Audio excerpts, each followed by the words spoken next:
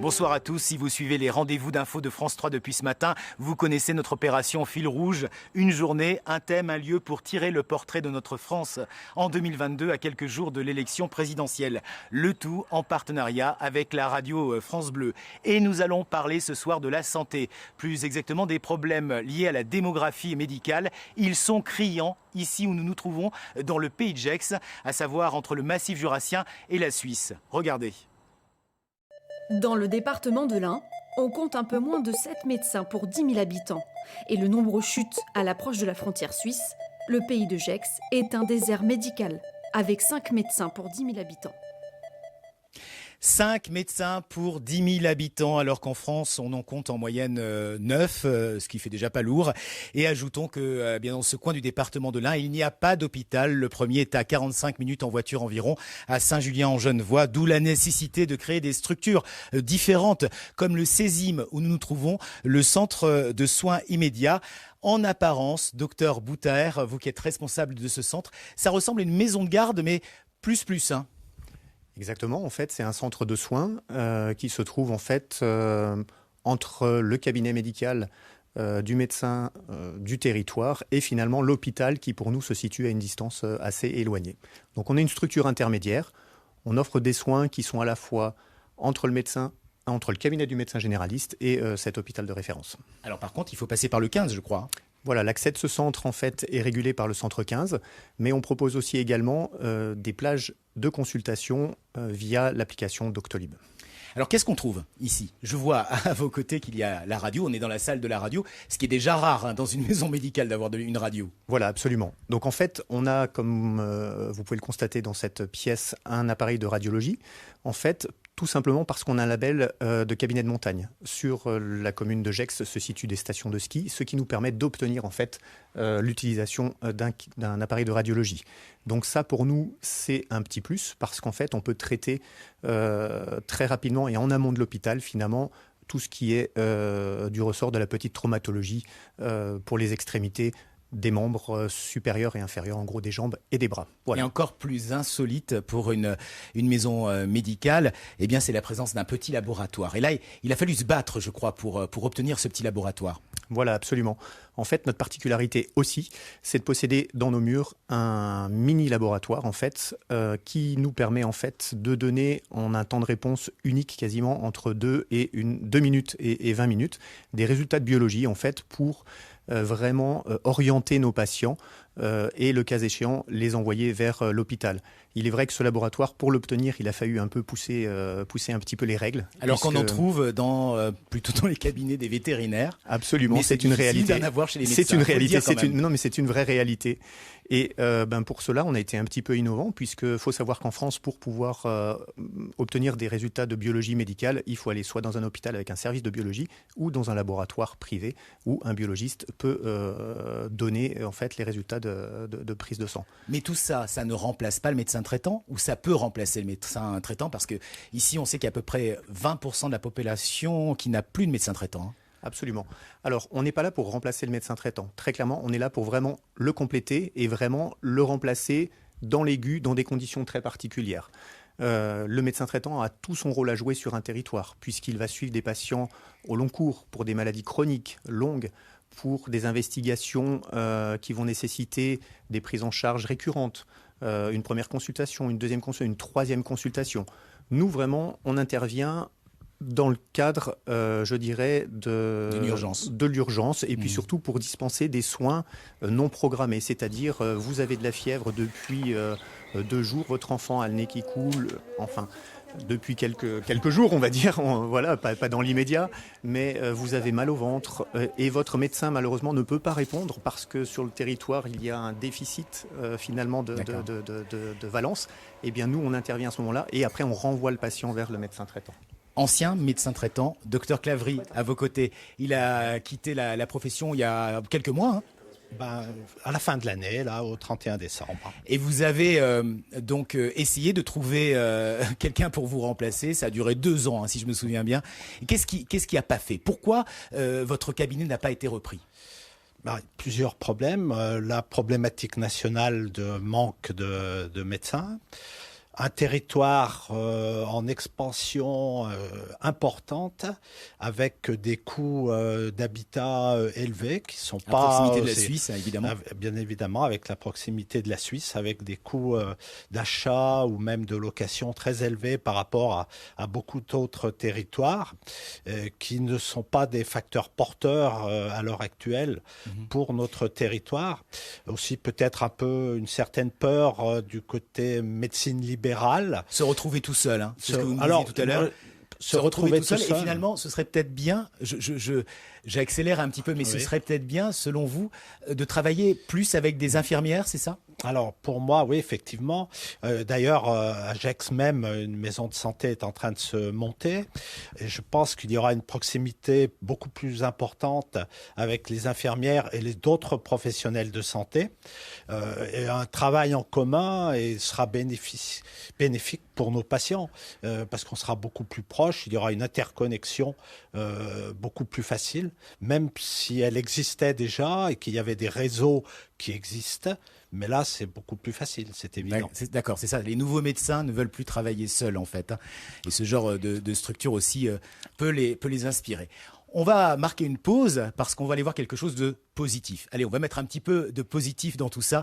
Ça se passe dans la Drôme, du côté de Saint-Jean-en-Royan, où un jeune couple est en passe de s'installer. Regardez ce reportage d'Hugo Chaplon et Stéphane Yvon.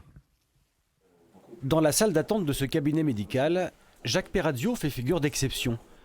Après le départ de son ancien médecin traitant, ce retraité de 76 ans a trouvé son nouveau généraliste après plusieurs semaines de recherche. J'ai cherché un rendez-vous au plus près et finalement j'ai trouvé la nouvelle installée à Saint-Jean-en-Royan qui m'a pris comme, je suppose, comme patient définitif. Franchement, j'étais soulagé parce que je pensais que ça devient de plus en plus difficile. Une jeune médecin de 32 ans. Allez-y, installez-vous, j'arrive.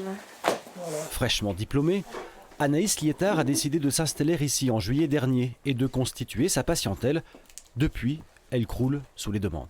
Là, en quelques mois, j'ai déjà plus de 600 nouveaux patients dans ma patientèle.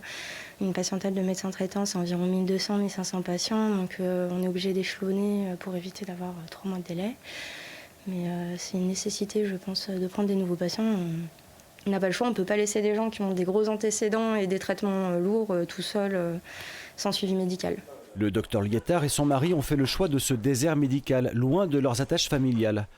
D'abord pour la structure, une maison de santé pluridisciplinaire. On a au premier étage un centre de santé, un cabinet d'infirmière libérale, un cabinet de sage-femme. Mais aussi parce que ces médecins sont liés par un contrat. Une aide de 1 000 € mensuels pendant leurs études.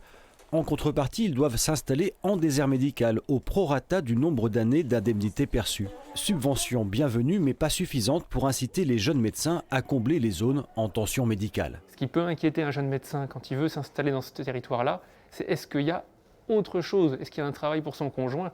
Est-ce qu'il y a un endroit pour faire garder ses enfants, pour les scolariser ?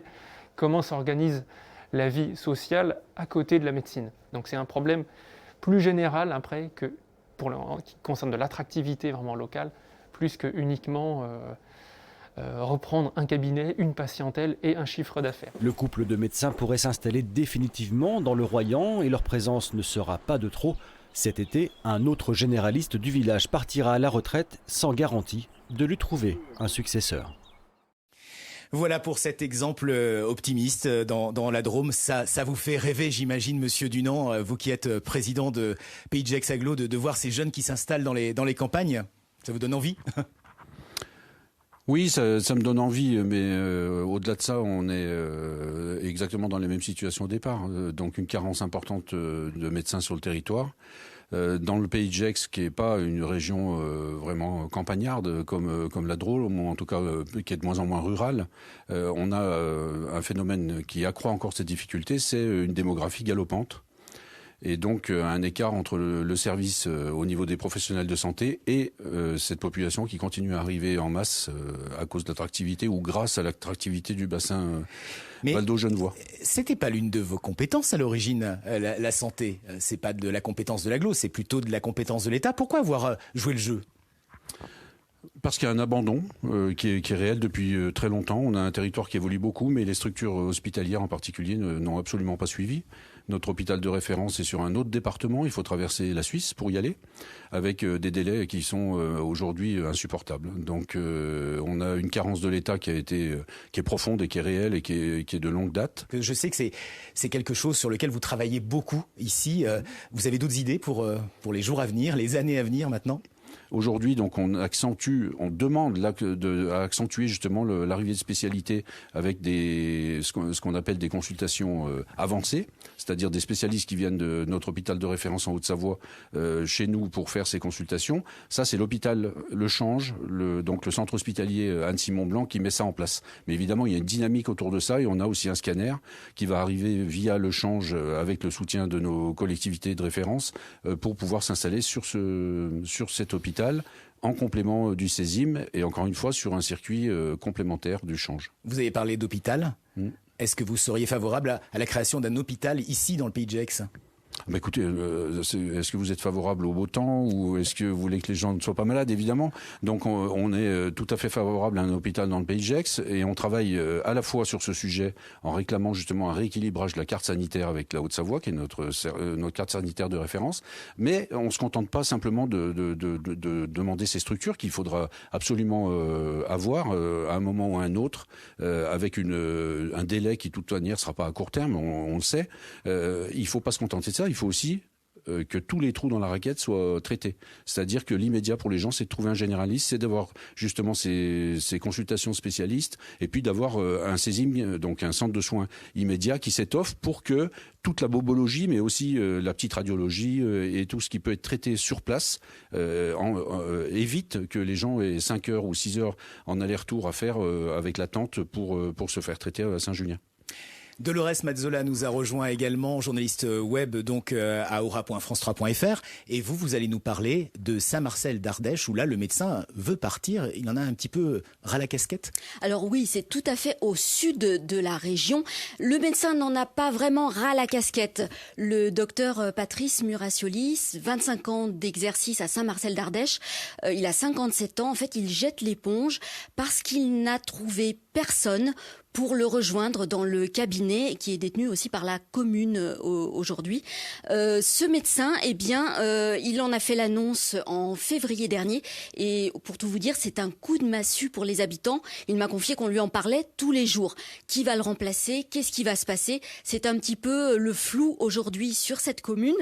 Mais effectivement, il a multiplié les appels du pied pour faire venir d'autres confrères pour l'aider dans sa pratique au quotidien. Parce qu'il faut dire que c'est une patientèle d'environ 2000 personnes. C'est beaucoup à gérer, beaucoup de travail. Mais malgré tout, il n'a pas hésité à vanter les qualités touristiques du site. Il n'a pas hésité à lancer cet appel sur les réseaux sociaux. Mais rien n'y a fait. En fait, il n'a même pas reçu de demande de renseignement. Il est un petit peu désespéré. Alors, qu'est-ce qui se passe alors ? Pourquoi les gens ne veulent pas venir ? Alors, les gens ne veulent pas venir. J'ai posé la question à 2 jeunes femmes qui sont passées par ce cabinet. 2 jeunes femmes qui, l'une a été formée chez lui, donc c'est Colline Massé. Elle est aujourd'hui en internat à Lyon. En fait, elle explique que c'est le stress d'avoir à travailler seule qui peut expliquer cette pénurie d'intérêt pour un cabinet médical en zone semi-rurale. Parce qu'il faut le dire, le maire l'a dit aussi, on n'est quand même pas loin de tout à Saint-Marcel. Mais cet exercice en solo fait peur, surtout quand on ne connaît pas trop bien la région. Et puis il y a la lourdeur administrative, s'installer, gérer toute l'administration, ça peut être un petit peu compliqué. Une autre remplaçante, cette fois-ci c'est le docteur Caroline Dort. Elle a 31 ans. Elle n'exerce pas à Saint-Marcel d'Ardèche, pourtant elle en est originaire. Eh bien cette jeune femme, elle, on va dire que elle aurait pu exercer, ça aurait pu être la belle histoire parce qu'elle connaît le docteur Muracioli depuis toujours. C'était même son docteur quand elle était enfant, mais rien à faire. Elle a dû suivre son compagnon, son conjoint. C'est un peu l'autre problème. Il faut que les communes puissent offrir des conditions pour attirer la relève, des conditions qui permettent à ces jeunes médecins de concilier vie privée et vie professionnelle. On l'a vu également dans le reportage d'Hugo tout à l'heure. Merci à tous pour cette émission. Tout de suite, rendez-vous avec les rédactions locales de France 3. Excellente soirée.